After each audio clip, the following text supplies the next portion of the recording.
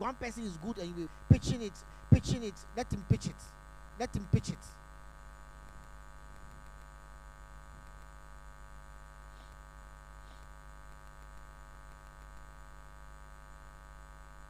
Okay, thank you. Okay, thank you very much. Very much. From your mic.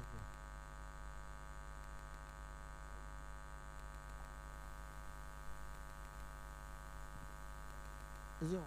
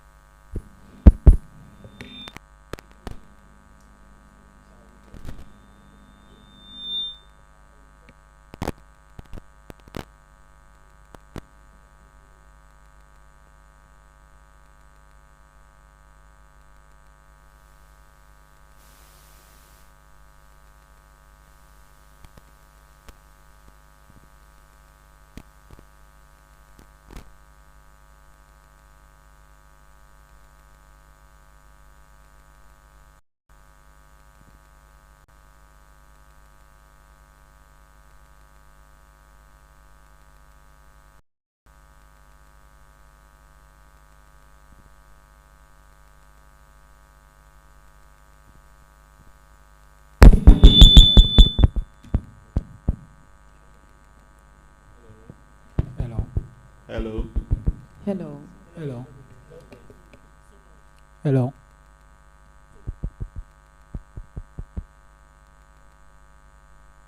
Thank you very much. Ni is it working now? Okay, so we can use one of that. There's enough here. Don't worry. And Joseph, you can give my mic to me. Okay. So you are welcome to the maiden edition of the Strategy for Business and Analytics Challenge Cup. The objective of creating Yes. this challenge cup was to give all our audiences, that's our students taking the program, an opportunity to demonstrate the understanding in analytics and in application to business strategy. Now, this is the maiden edition. We are hoping that we will grow it up to become bigger than this. Now, another thing that we also wanted to do was to let students know that what they are studying in class has practical application in the real world. And one of the ways you can do that is to do a simulation, but try to use data from a real world context.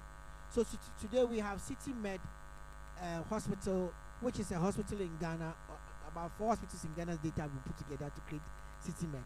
But the concept about City Med is that City Med has a challenge that they see that some departments are thriving and other departments are not thriving. Data has been presented to the different teams. We have got 5 teams here. The first team is ABC Consult, another team is MedBridge. Then we have got Innovation Growth Partners. We also have OptiMed, and we have got the SIMS team. Now these teams are competing for the challenge cup that you can see here. The maiden cup is the big one, which comes with gold medals, and then there's bronze medals and then silver medals. You take the medals home. The cup, you take a lot of pictures with it, and then you bring it back. Okay then. But the idea is that you are competing based to demonstrate your knowledge, to demonstrate your understanding, and we are also trying to make sure that you also have fun doing so. So please try and make it competitive, but also make it on the light side. We have here Dr. Joseph Budu as one of our lead judges, a senior lecturer in the School of Technology, GIMPA, the founder and CEO of IXML Analytics Limited. He's also a product from our program, but he has his own analytics firm, and they are doing quite excellently. If you know Professor Eric Afudazi, this is one of the very first teaching assistants for him. So after working with Professor Eric, he founded his own company to compete with Eric's company. And now they have been bidding for jobs together. So if you can wave your hand. Okay. On the other hand, he's also a man of God too. He has a thriving church. And if you need prayers, analytical prayers, you can go see. Okay, but he's a very great man of God, and he's a personal friend too. And he has been, I think Joseph's group was one of the first group in our program, and later on their group also came. Yeah, so we are very happy to see him here. Then we also have Dr. Ernestina Linda Boni. who will in future be part of our department by God's grace. He's head for analytics and credit control and the credit controller for Multimedia Group.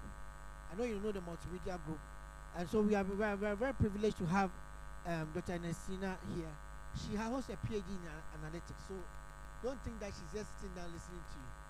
Good. So she knows what she's doing and what she's asking.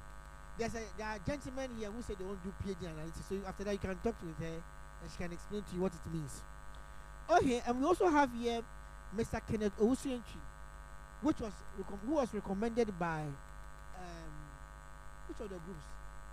I think Medbridge. Okay, he's a corporate account manager for EcoBank. Surprisingly, he's my banker. Actually, he's really my banker. Last month we were together. Yeah, he's really my banker and helps me with the foreign accounts. So, please, I don't have any foreign accounts, but he's my banker. He helps me with foreign accounts and issues. But he's an excellent guy. I've known him for over 10 years now. I didn't know that you're bringing him, but I'm very happy that he's here. And he is also bringing a fresh perspective from the banking sector and the finance sector. We have here Mr.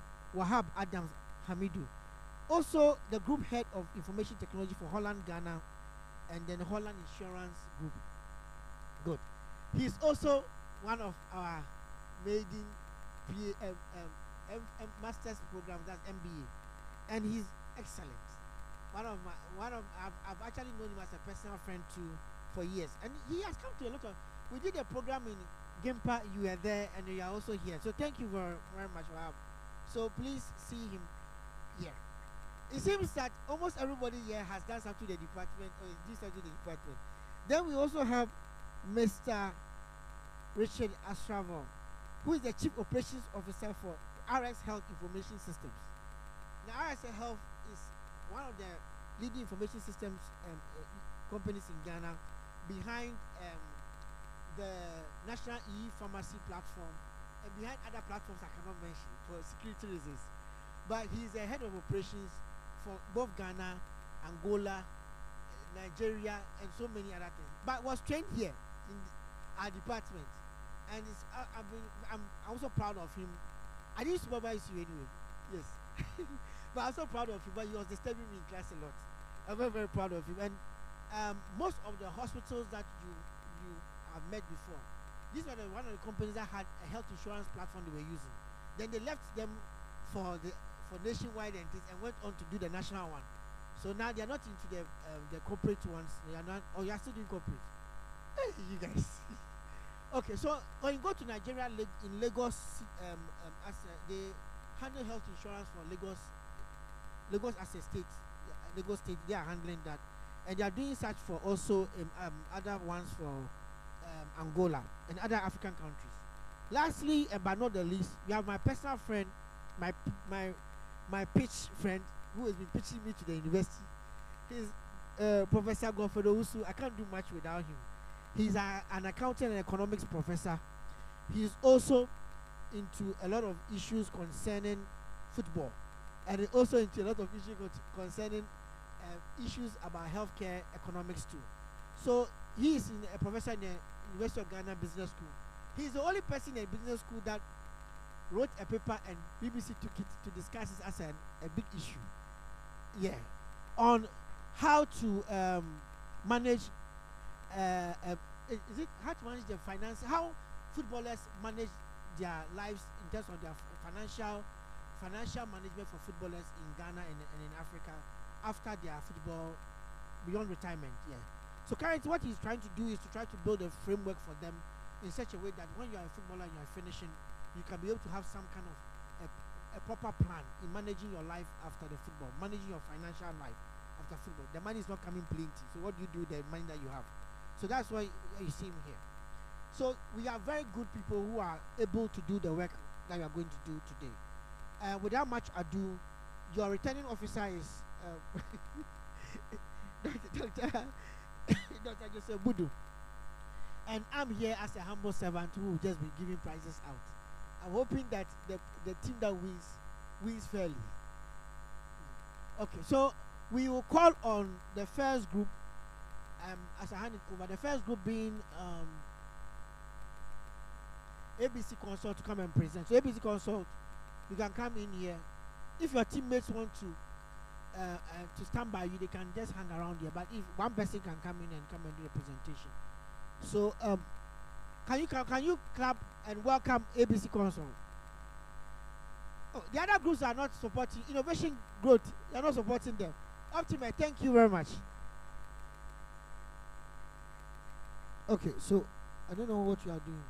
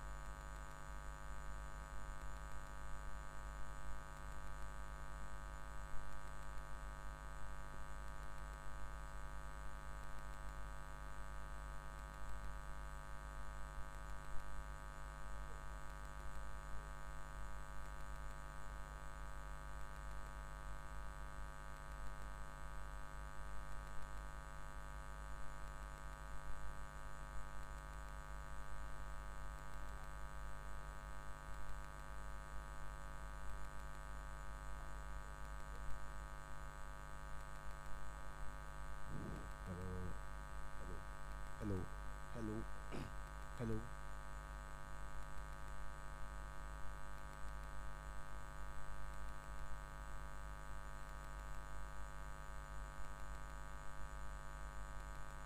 Hello, everyone.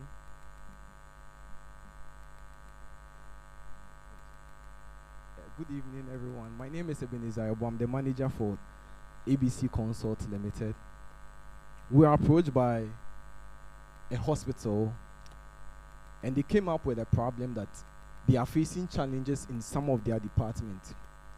They shared with us that the pediatric department is having a steady decline over the past few years as compared to the other departments, and we can see that from here, that they used to have some numbers, some increasing numbers, but over the period of time, it dropped as compared to the fertility care and the malaria treatment department.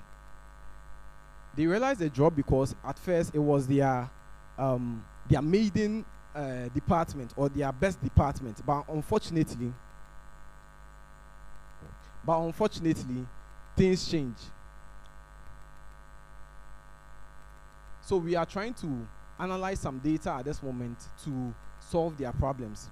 But to solve their problems, we realize that there are certain key stakeholders we would want to talk about to be able to help analyze the problem.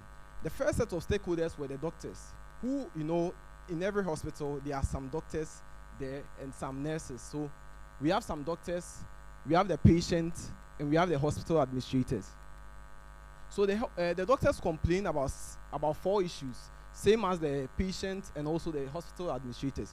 For us to understand the problem very well, they must all give us how these problems are affecting them, their concerns about them, so that we can analyze them and see how these problems can be supported by the data we have. Then we will find some solutions to it. So first and foremost, the patient complain of long wait time, and long wait time because long wait time means that when they come to the hospital, they spend so much hours or probably minutes before they see the doctor. So if you compare the pediatric department, it had about 55 minutes of wait time, but the fertility care was having about 32.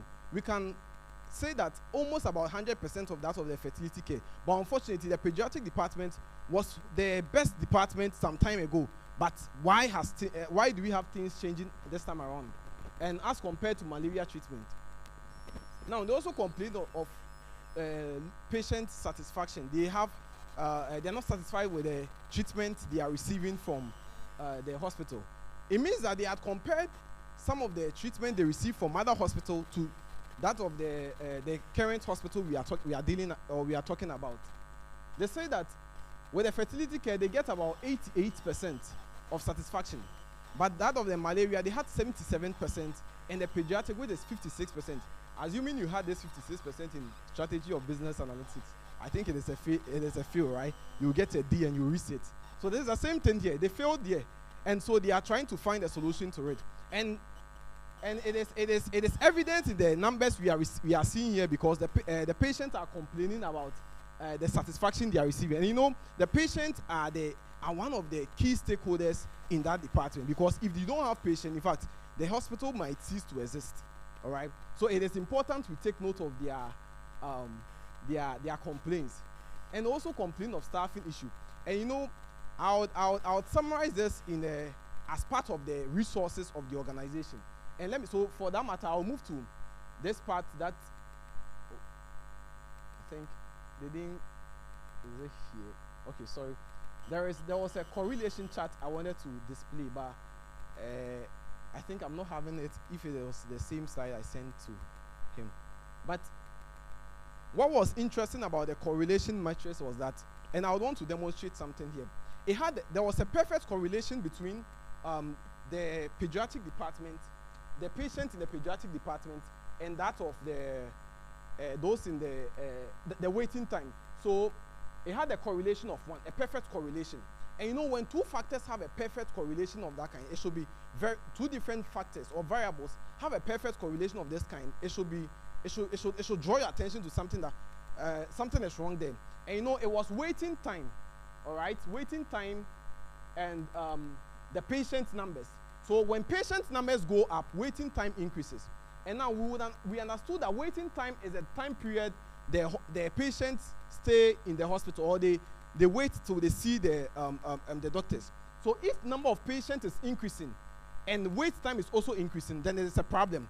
So we realized that those days the doctors were about 50, resources were about 50, nurses was also about 50. All right, but something happened here. Those times they receive patients about 25 patients. So at this moment, when patients go to the hospital, there was no wait time. At least there were enough doctors to take care of this patient. But it got to a point when they got to 50.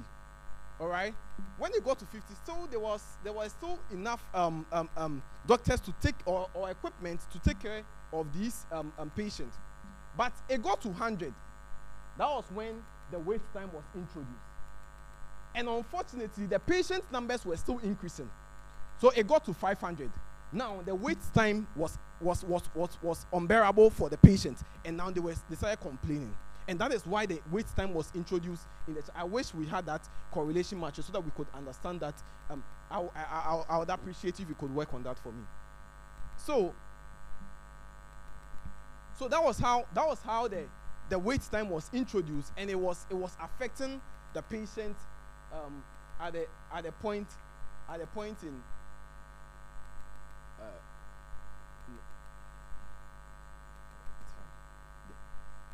It was affecting the patient. So as I rightly said, so it wasn't there when patients, they were 50 or 25, but when it got to a point when they were increasing, so that was when it made us understand that when the patient numbers were increasing, it made the wait time increase. So it means that there is something about resources. That is why I said with the staffing issue, I'll come to the resources, because staff fall under resources. You know, under resources we can have financial resources, human resources, and we can also have that of equipment, PPEs. If you are an accounting student, you will understand that better. So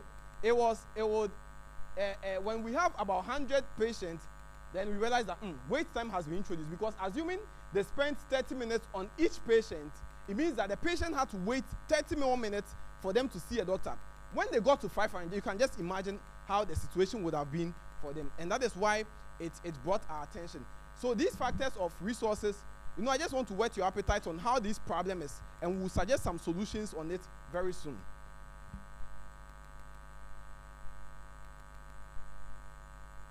Also, there were low recommendations from other patients. You know, sometimes when you visit some hospital and they treat you well, you definitely want to recommend them to other people, all right? But this time around, because of the kind of treatment they were receiving from the customers or the patients were receiving, they couldn't recommend them to them, and they were complaining that they were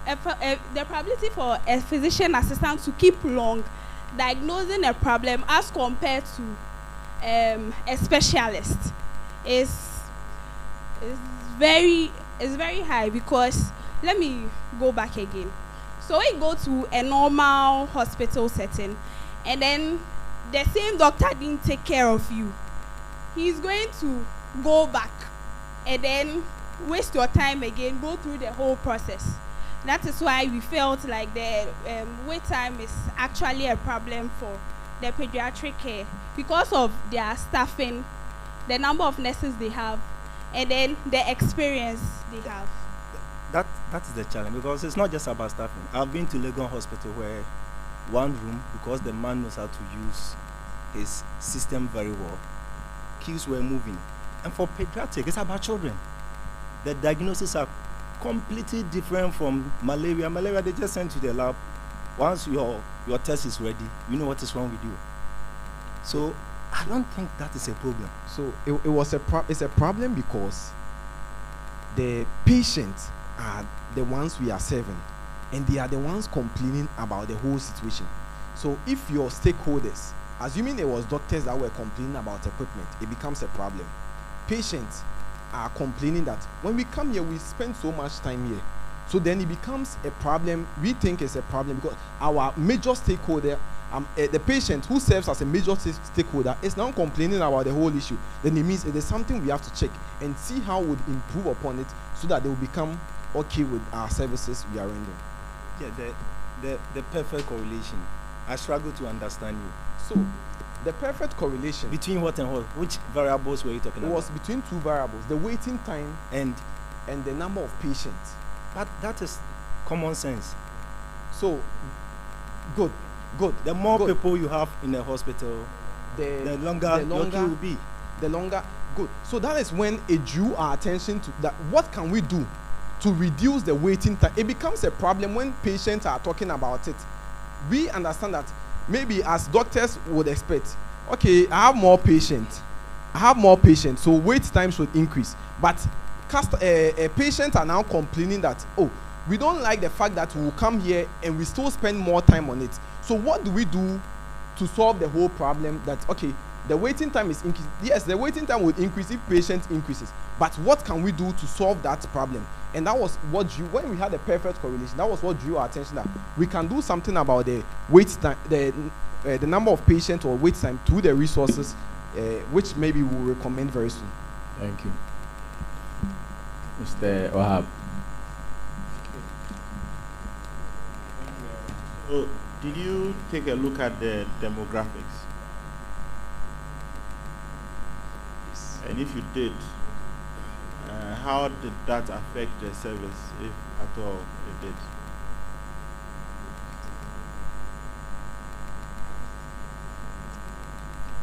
Please, when a question is asked, you have 1 minute to answer. Okay. Yes. So that. Yes. So there was no data on. There was no analysis on the demographics for this department. Any reason why you didn't? You were given a set of data that also included the demographics. Any reason why you didn't analyze anything on that?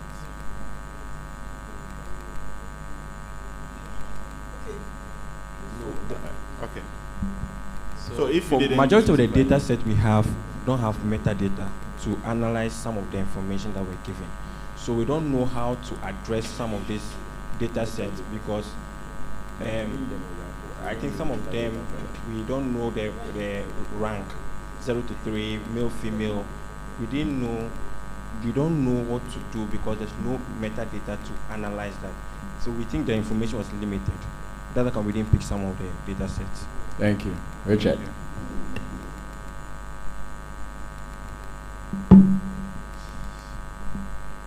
So I realize you focus most of your presentation on the waiting time, right?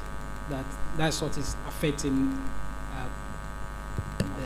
that's an issue to the low recommend. Okay, yeah. So I focus more. Yeah. Yes. and it looks like you didn't touch on the other factors in there. However, so with the waiting time, I also realized that the average waiting time was around 55. Yeah.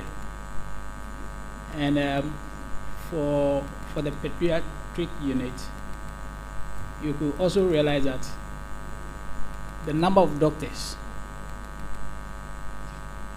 from January, for instance, was 7 doctors.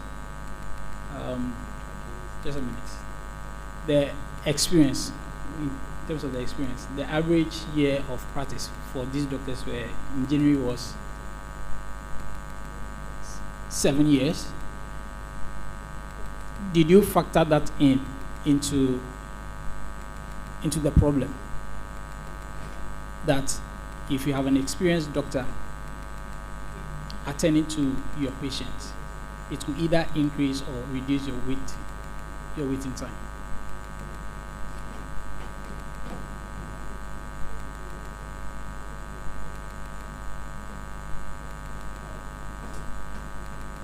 So this is it. So the patient experience, correlation of the patient experience with the doctor experience with the patient satisfaction. I want to draw. There was a let me get it from what we've written. So with doctor experience and patient satisfaction, we realized that it had a positive correlation, but it was a low positive correlation. So we factored it in our analysis to answer the first question before we proceed to any other. Okay. Ben. Thank you. Please kindly flick to slide number 10. Okay. So, doctor experience against satisfaction. Okay. What are you measuring here? Whose experience are you measuring? The doctor's experience. Do you understand my question, please? Thank you.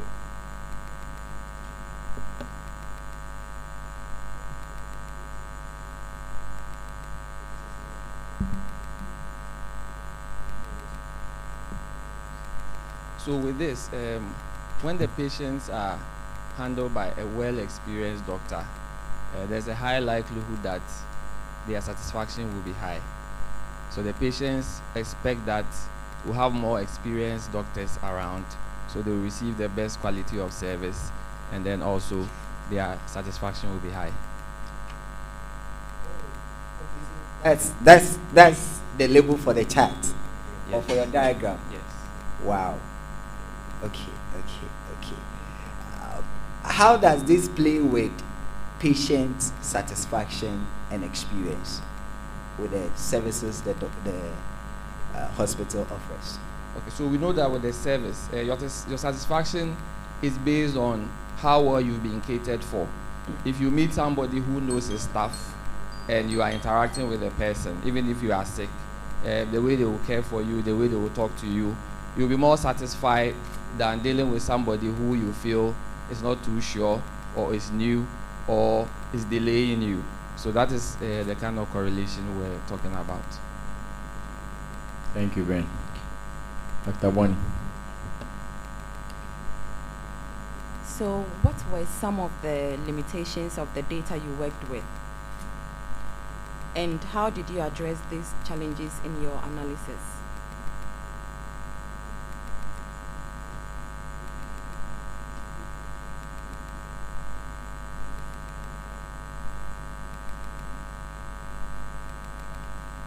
Okay, so we have here that we had an issue with historical or past data.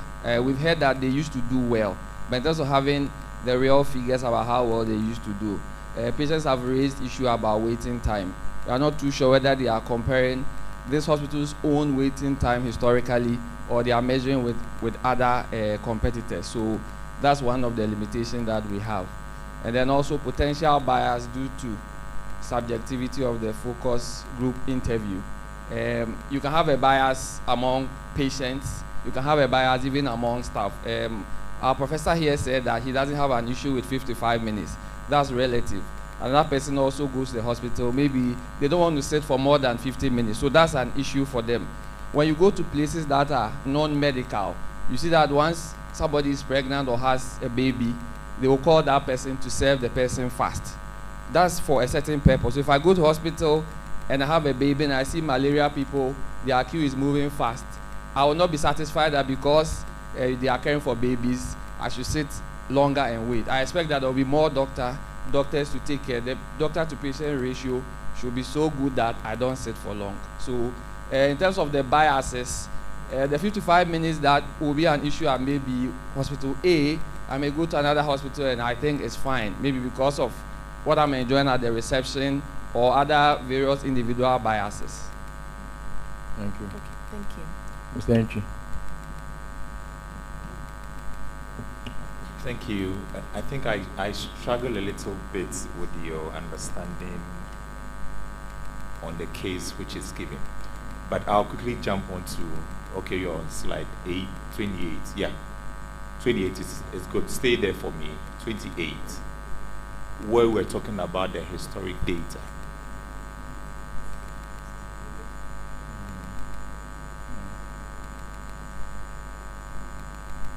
Okay. You did analysis in terms of historic. I believe that, did you consider SLAs? Yeah, did you consider, as you are doing analysis to the past, did you consider anything like that? We didn't have information on SLA. You didn't have information. But I believe that once you are doing historic data, this data should be available for you to be able to analyze. Yes. We didn't have information. We didn't. We just focused on the numbers that we had. Don't you think that if you requested for that data, would have given you a more perspective to understand the problem that they have? Yes, that would have helped. Okay, thank you. We'll keep that for future analysis. Okay, so last question. What one problem did you identify from the data as a practical issue that was happening in the hospital? And what one variable would you say is the topmost causal agent for that problem you identified? One problem, one causal variable based on the data. So there was a shift in administrative focus, and that had to do with the change in what the focus of the hospital. Now they were focusing more on the fertility and the malaria other than the pediatric department. So it was a stand from the administrators. They now were allocating more funds to the fertility care and the malaria treatment department, and their reason was because it was more profitable. And that was when it brought the question that, so has there been a shift in the strategic aim of the organization, or probably there has been some changes in some institutions in the organization? So I think that was the main problem. It was from the hospital administrators. Yeah. Thank you. Please, let's applaud their efforts. So Optimed Consult. Optimed. Thank you, ABC. Optimed, please come and present. Let's welcome them.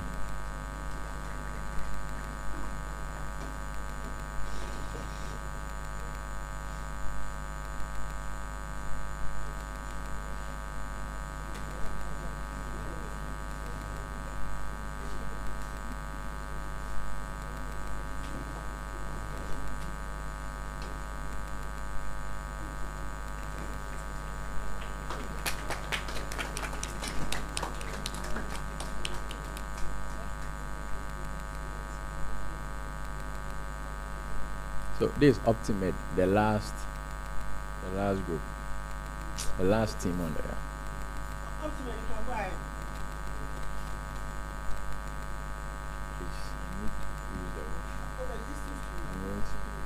I'm just sitting there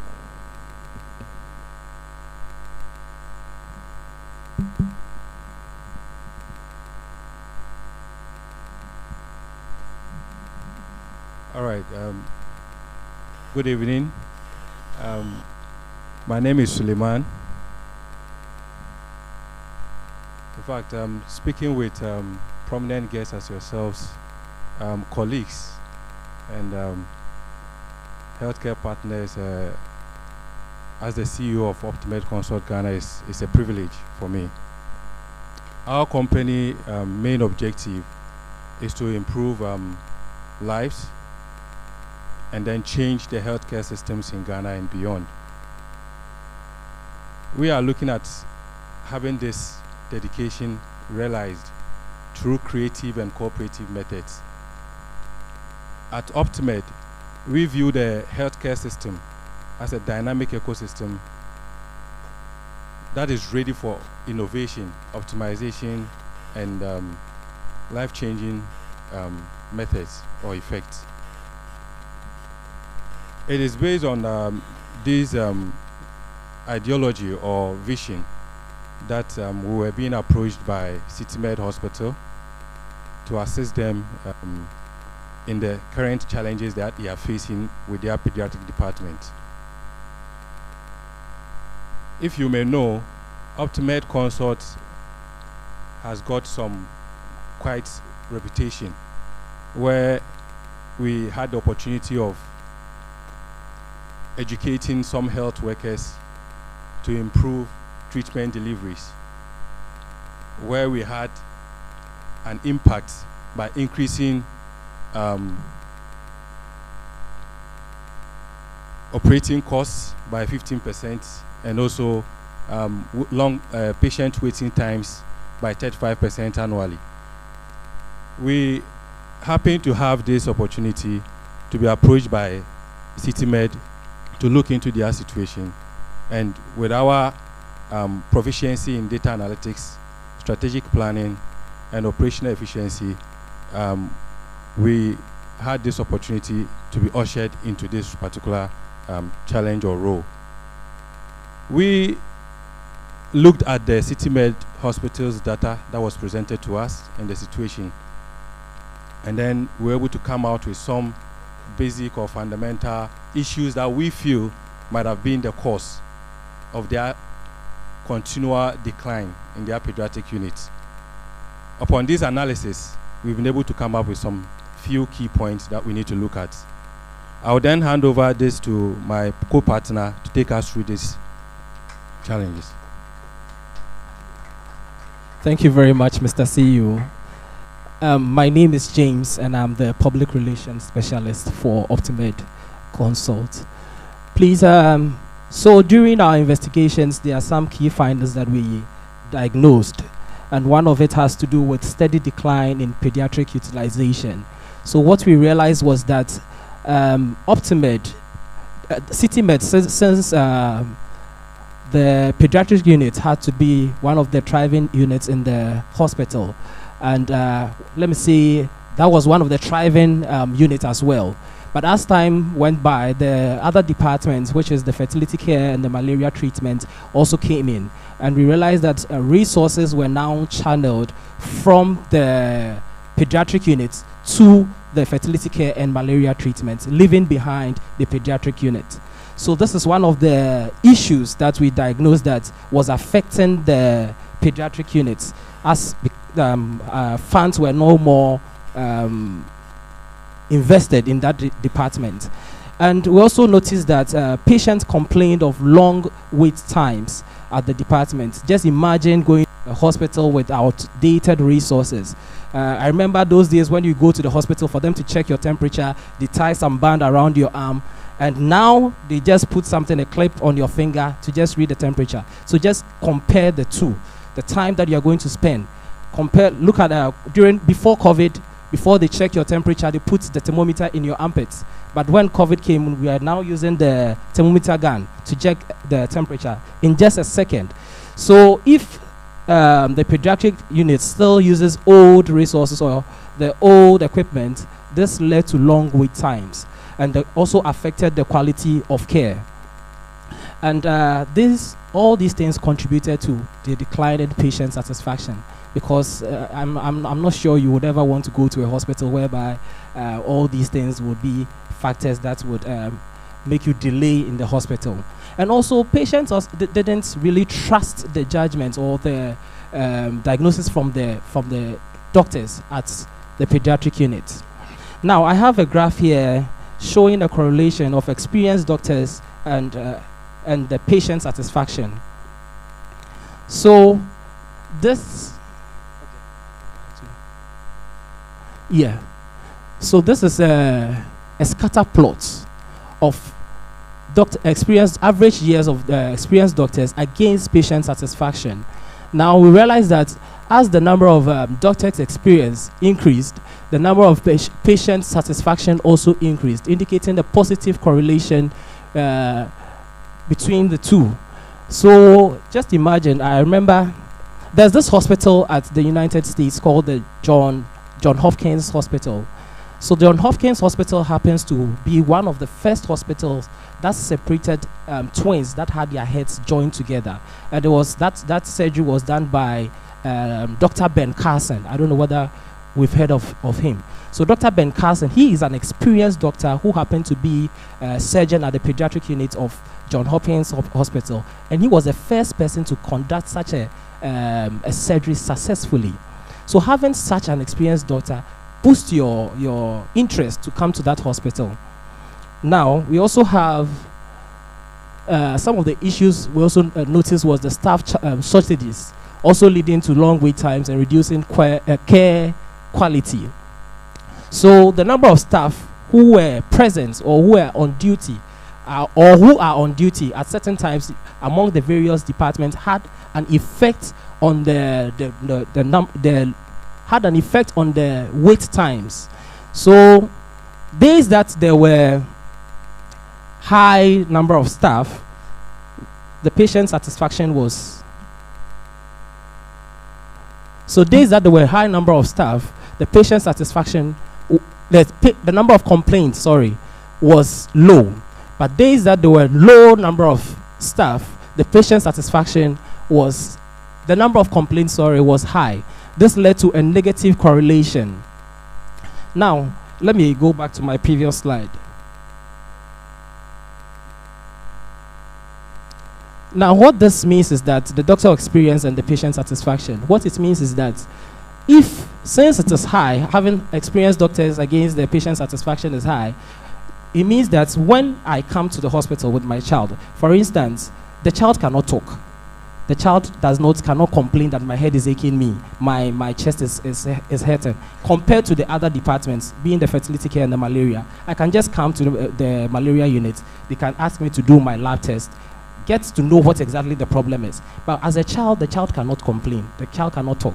So you need experienced doctors to do that. Okay, so let me just move on. This is a bar chart again of the number of staff on duty against the number of complaints. So over here at the fertility care, we realized that when the number of staff were high, the number of complaints also was very low. The malaria treatment, when the number of staff was also high, the complaints over here was also low. And at the pediatric unit, at the pediatric unit, when the number of staff was low, the number of complaints was also high. So these are some of the key findings that we came across. Then the pediatric units, just as I said earlier, funds were moved from the pediatric units to the other departments, leaving behind the pediatric units. So because it was underfunded, it led to limited resources and outdated equipment, which I mentioned earlier, as well as infrastructure. So going forward, we realized that financial priority on high profit services harmed the pediatric units. And when I say high profit services, I'm referring to the fertility care and the malaria units. And another thing that also affected them was the negative word of mouth. We realized that the satisfied patients, delusioned by their experience, share grievances within their community. When I come to the hospital and I don't get the kind of treatment that I want, when I go out there, I wouldn't recommend that unit to someone else to bring their ward or their children. So that affected the pediatric units. And also patient dissatisfaction, of course. When I'm not satisfied with the kind of treatments, it would affect the unit. Now, just imagine in this era of social media, once I have any negative news, I can just go on Instagram Live and share the negative news to everybody. So in that case, it makes the message travels very fast. Time is and up. in so doing, competitors can also dwell on that to also attract customers. Thank you very much. Thank you. So that, let me start from Mr. Entry so that it will just 7, Mr. Entry. So the scoring will be easy to track. You should have a question.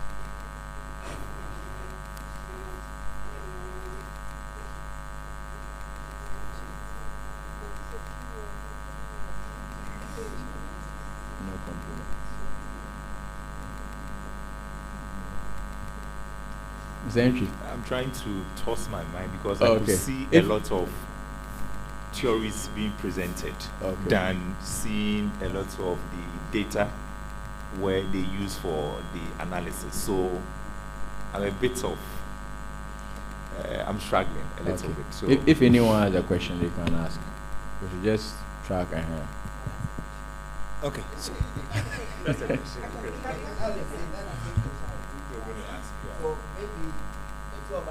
Same question.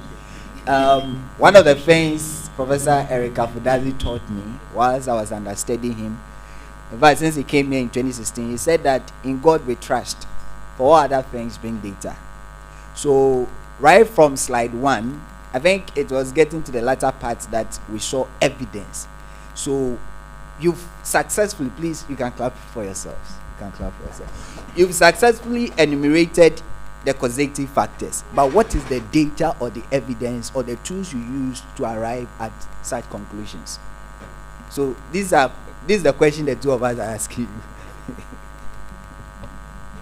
Thank you very much for the question. We were presented with the data. Of course, as we speak now, I'm just looking at the data right now, which had most of the informations like what department and how many patients were available and all that. We went into this data and looked at the correlation that has with what department provides for which particular situation. So, for instance, I'm looking at the main data that was given to us by the hospital, which had on monthly basis what each department had in terms of number of doctors that were experienced, number of staff that were on duty, and then number of complaints and satisfactions as well, all in this data. Okay, thank you. So go back to the key findings, the ones without slides. Then let's check something from that. Okay, move from the beginning. Key findings. Is this your first key findings slide? Unfortunately, your slides don't have numbers. So, okay, now move to your right. Okay. So, steady decline in pediatric utilization. What is the evidence supporting this?